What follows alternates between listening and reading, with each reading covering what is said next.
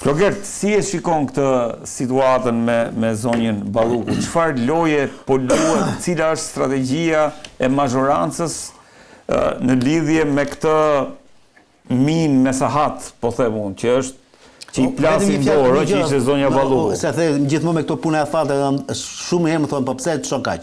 Shiko, mund të bëhet dhe mrena 6 muaj dhore.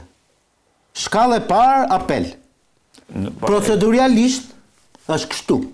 Afatet ligjore të përcaktuar në afatet ligjore të përcaktuar në kodin e procedurës penale, mrena 6 muaj kjo zonja merr vendim formës të gjykatës shkallës parë, vendim të apelit. E marrni mend? Boti ekzekutueshëm arrestohet. E marrni mend Fridi Velerin juve? Si ja bën? Mrena 9 muajve vendimi shkallës parë apelit dhe ja ekzekutuan direkt. 9 muaj. Nëse ka një vullnet nga gjykata. Flogert, pra, cila është strategjia e mazhorancës në raport me çështjen Balluku? Po kërkon që të lodhë opinionin publik me këtë histori në mënyrë që më pas kur të vijej momenti i ekzekutimit të mos i prodhoj kosto politike, a ku di unë, ka disa skenare që dëgjojmë fakt, po? Dëgjoj, këtu kemi të bëjmë me palë, nuk është dikush zoti, dikush papa, dikush vulnerabel, dikush mëkatar, dikush... Tu kemi palë, kemi prokurorin e posaçme që bën detyrën e saj, dhe larg qoftë që të bën bashkë me doktorin dhe t'ja heqin mundësinë për të bërë punën e saj, dhe kemi zonjën Balluku apo Velien apo tjetrin që janë palë në këto procese, po kemi dhe i parti politike e cila mban një qëndrim me ligjvënësit e saj, me mandatin që ka në raport me proceset. Dhe janë procese dhe janë të drejta që nuk ja japin vetës, ju ja jep ligji. Pra, po dëgjoja i ditë avokat Ngjelen, që e pyesti një gazetar, i thoshte avokat, në qoftë se nuk ja jep partia ai komisioni i Këshillit të Imunitetit dhe Mandatit, që është ai imunitetin e Ballukut, Spakut, çfarë ndos? Dhe përgjigjja e avokatit, mund të jetë dhe avokati që kemi këtu që shumë e thjeshtë, më fal zonjë. Është e ligjshme, ja parashikon ligji që kanë mundësinë që të mos ja japin? Po, madje edhe mos shprehen pra. Është okay. Pra, a ja lejon ligji këtij komisioni që të mos e japi? A ja ka dhënë ligji të drejtën që ta kenë ata në dorë dhënien apo jo të imunitetit? Po, atë çfarë debati po bëjmë? A është moral? Jo, debati që po bëjmë ne është ky. Për të kuptuar lojën e Spakut në këtë histori. Dakor, pra, tani është tjetër gjë. Me këtë lidhet gjëja. Ta thash pra, ka një problem personal në kuptimin juridik që ka zonja Balluku, Velia i tjetri me Spakun. Ka një problem politik që ka Rama me Spakun. Më kupton? Që ka të bëjë me mazhorancën. Dhe këtu unë e kam ndarë në 3 faza këtë proces. Është një proces i tërë, një makineri e madhe që lëviz në disa rrafshe. Në rrafshin kushtetues, në rrafshin juridik dhe në rrafshin politik. Tani, në rrafshin kushtetues është historia e pezullimit, që është një proces që duhet presim gjykatën kushtetuese. Këtu lëvizin shumë, për mua këtu është lëvizja më e madhe dhe pllaka më e madhe tektonike që mund të krijojë përplasje të fortë dhe tërmet të madh. Sepse nëse vendoset, dhe këtë e di gjykata kushtetuese, nuk e dim ne, që Balluku të pezullohet, precedenti që lind është që e kemi stër thënë, nesër Rama është i pezullueshëm dhe ditën që gjykata vendos që të pezullohet Balluku, Rama ka rënë. Pra, ka rënë në kuptimin e vetmja fuqi që e mban është kjo ndarje që atë e pezullon vetëm flagranca, pra që e arreston, duke kryer krim flagrancë, ose populli me votë. Në qoftë se do vazhdohet me këtë lloj precedentësh, Rama është i rënë. Qoftë se gjykata gjykon ashtu, është i ekspozuar. Bujrum, po jo është i mbaruar. Nesër një prokuror thot, ma pezullo pak se po bëj sa hetime paraprake për për shtëpinë Surrel. Edhe u pezulluar Rama, pas Ramës vjen Leonardi, se mund prit se kjo kollarja më duket nuk është e Leonardit, është e Redit, e ka vjedhur Leonardi, ma pezullohet dhe Leonardin dhe kështu me radhë. Kështu që kjo është e para. Pjesa e dytë e procesit është juridik, hetimi. Fatmirësisht hetimi nuk ka ndaluar, hetimi vazhdon Dhe jo vetëm kaq, por shtohen pa ditë dhe vazhdojnë hetimet pa trazuara. Ky është lajm i mirë.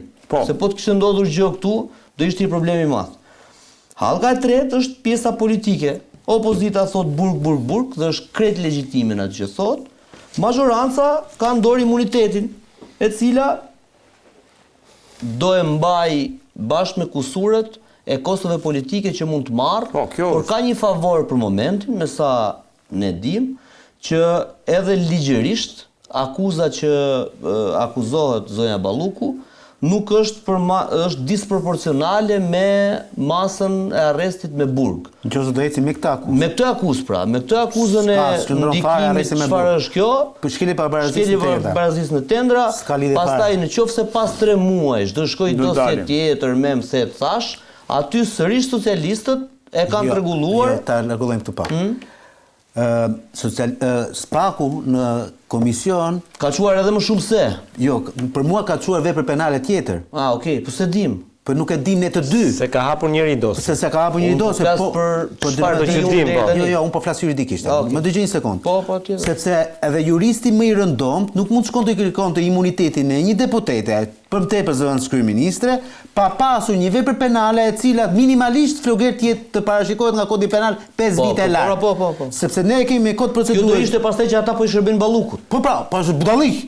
Sepse ne kemi me kod procedure që ti ke të drejtë të kërkosh mas sigurimi personal, pra arrest me burg ose arrest shtëpie, po kur vepra penale e ka të parashikuar kodi penal që të ka të paktën 5 vite burg. Se shkele barazisë në tendra deri 3 vite dënohet. S'mund shkosh ti për burg, për mas sigurimi në burg për këtë vepër penale. Pra unë parashikoj. Ja konkluzionin që t'ju lë pastaj. Konkluzioni im është ky, nga gjithë ky puzzle, pra kushtetuesja, hetimet dhe aspekti politik.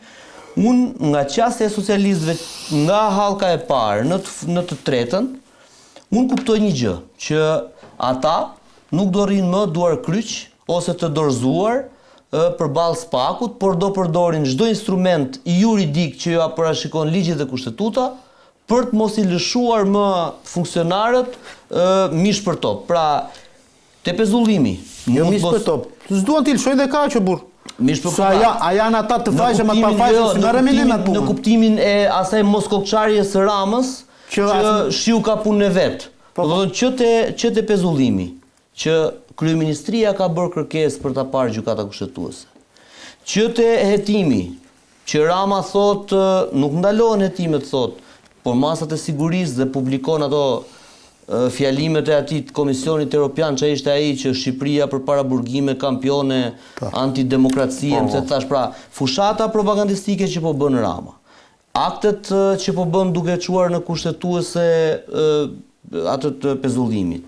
Faktin që të Këshilli i Imuniteteve pret kushtetuesen dhe sërish thot prit se duhet shohim faktet pastaj e japim, tregon që këtu me mjete juridike deri tani dhe pa ndonjë shkelje flagrante që ne të themi ai po abuzon, po lufton që drejtësia ta bëj punën e tij, e saj, por pa i shkaktuar dëme politike që mund të jenë aksidentet pa rikuperueshme për të. Denis, jo, tu nuk ka si e shikon strategjinë e majorancës? Cili është, le të themi, ajo majorancën po ndihmon pak edhe gjykata kushtetuese.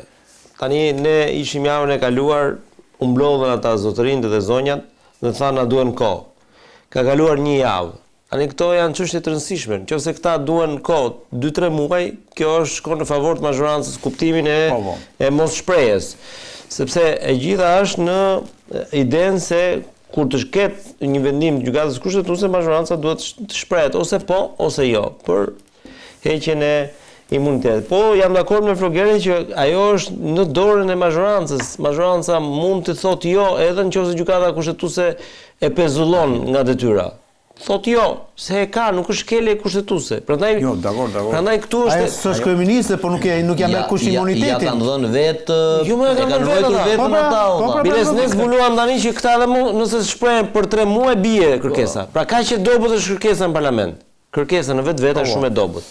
Kuptimin jo përmbajtje, po si formë është e dobët. Pra, parlamenti është më lart se sa le të themi Spaku. Ashtu si Spaku ju përgjigj politikës, i tha jo, s'ke punë të vish tu të më shohësh dosjet.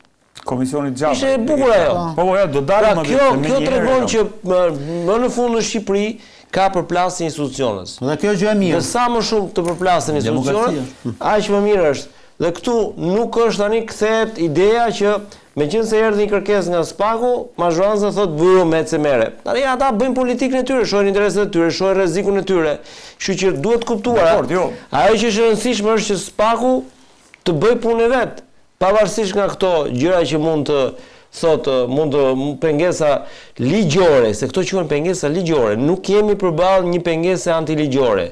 Këtu pastaj do ishim tjetër diskutim.